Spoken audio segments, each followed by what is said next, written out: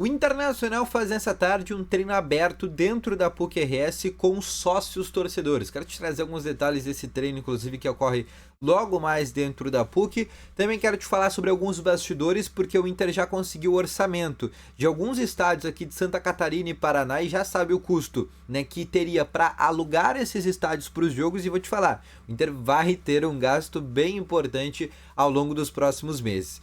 Trazer-te também uma informação que vem de São Paulo, onde o Inter teria interesse em um zagueiro do Flamengo, mas só antes de começar esse vídeo com novas informações aqui sobre o Internacional, para a vinheta.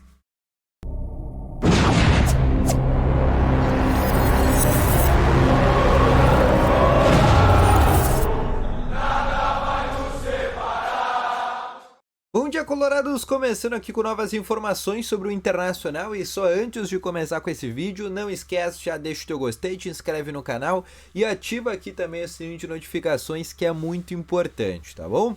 Começando aqui com novas informações sobre o Internacional, eu quero começar aqui falando realmente sobre o treino que acontece agora à tarde dentro do complexo da PUC-RS novamente, um treino que vai ser aberto inclusive para sócios torcedores que quiserem inclusive presenciar esse treino. É uma novidade do Inter, principalmente pensando, né, em toda essa tragédia que vem acontecendo e tentando trazer aí uma nova boa notícia para os sócios torcedores do Inter. Além disso, também vai ser feito um ponto de coleta.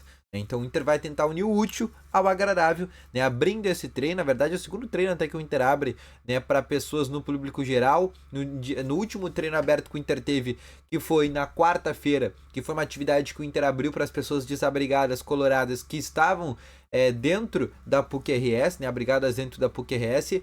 E a partir desse momento o Inter vai fazer uma nova ação, já que aquela de quarta-feira foi plausível, o Inter entendeu que foi positiva, o Inter vai fazer nessa terça-feira, só que agora podendo também ter com sócios, e aí o sócio, principalmente por ser um local, né, que é um complexo, que por exemplo os jogadores têm que usar o mesmo estacionamento que das pessoas em geral, né, acaba que consegue ter um contato com os jogadores, com a comissão, com a direção, e possivelmente consegue acabar ter fotos, autógrafos e coisas assim no geral, tá bom?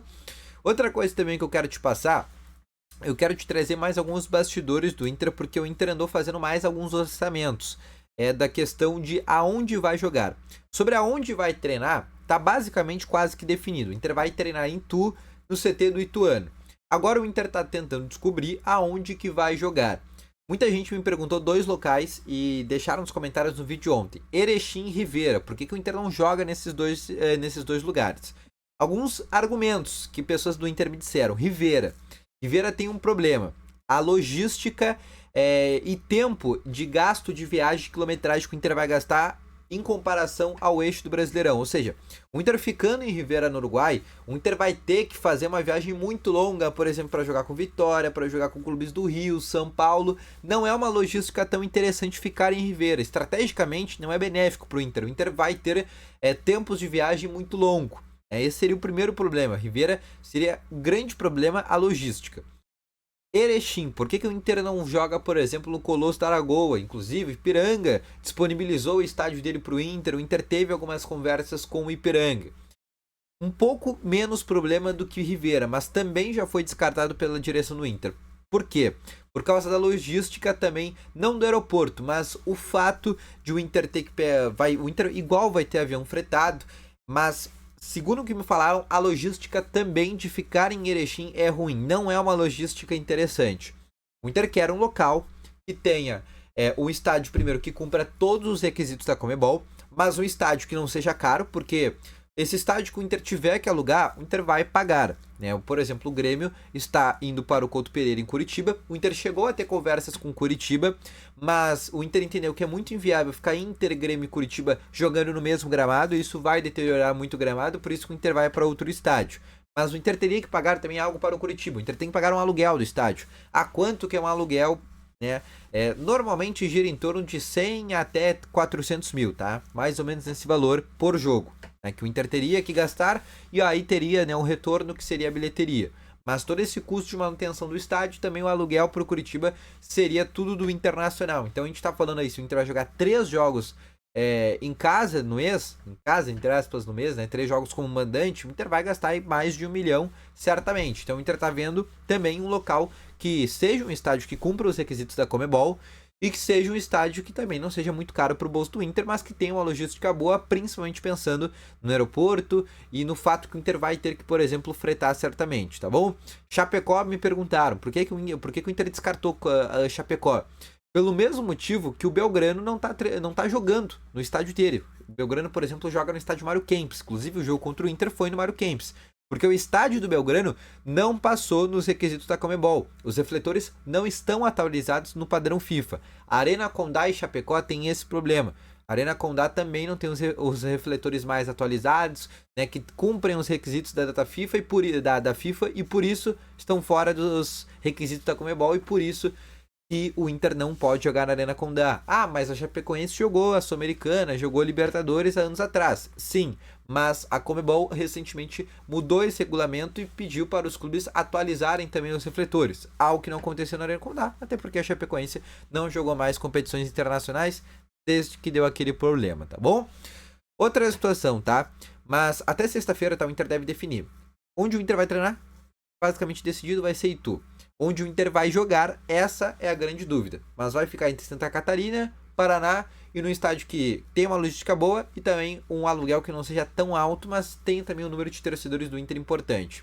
O Inter chegou a pensar em, inclusive, jogar no estádio do Bragantino, mas sabe que lá não teria muitos torcedores do Inter. Outra situação que eu quero te falar também é sobre algo que a imprensa do Rio de Janeiro começou a falar, né? Que é algo que a gente esqueceu completamente nos últimos dias, que é sobre a janela de transferências, né? A gente está aí no dia 17 de maio e daqui um pouco mais de um mês, né, um mês já e meio, se abre a janela de transferências. O Inter tem muitas coisas para fazer dentro dessa janela de transferências. Além do Inter vender o Maurício, o Inter tem que trazer novos jogadores, porque o Robert não pode ser do Inter, né? O Maurício, o Inter tem que trazer uma reposição, né? Se fala, por exemplo, o nome do Oscar, que inclusive daqui 15 dias já pode assinar um pré-contrato. Mas se dentro também da imprensa do Rio de Janeiro se falou que o Inter teria interesse no zagueiro Davi Luiz, que está no Flamengo, o contrato dele está terminando no fim do ano, na metade do ano ele pode assinar um pré-contrato e sair de maneira gratuita. E seria uma possibilidade e um nome que nesse momento o Inter poderia pensar para o lugar do Robert Renan. Mas a informação que eu tenho, primeiramente, o Inter não fala de contratações nesse momento, até porque não tem clima para falar de contratações nesse momento, apesar que o Inter sabe que logo ali na frente vai ter que começar a debater esse assunto, porque a janela vai já começar a pensar em reabrir, né? A gente, como eu falei anteriormente, falta um mês e meio para a abertura da janela, e o Inter precisa se reforçar querendo ou não. Obviamente o investimento vai ter que ser um pouco mais abaixo devido a tudo que aconteceu, todos os gastos que o Inter vai ter, e o fato do Inter ter montado ali um time bom no primeiro semestre, mas o Inter vai contratar algumas peças de reposição, principalmente ali na posição do Maurício e também um zagueiro se necessário. Mas sobre o Davi Luiz, é um nome que eu não recebi a confirmação, inclusive a informação que eu tenho é que o Inter não busca um zagueiro com essa idade. O Inter quer um zagueiro um pouco mais novo, se fala, por exemplo, no Henry Mina, mas também o Mina é um nome que o Inter chegou a ter interesse, mas depois de tudo que acabou acontecendo nessas últimas semanas, o Inter nem pensou em contratações, então pode ser que outro clube tenha tomado a frente nesse negócio, tá bom? Então esse foi o vídeo, espero que tenham gostado. Volto logo mais essas informações. Valeu, falou e foi!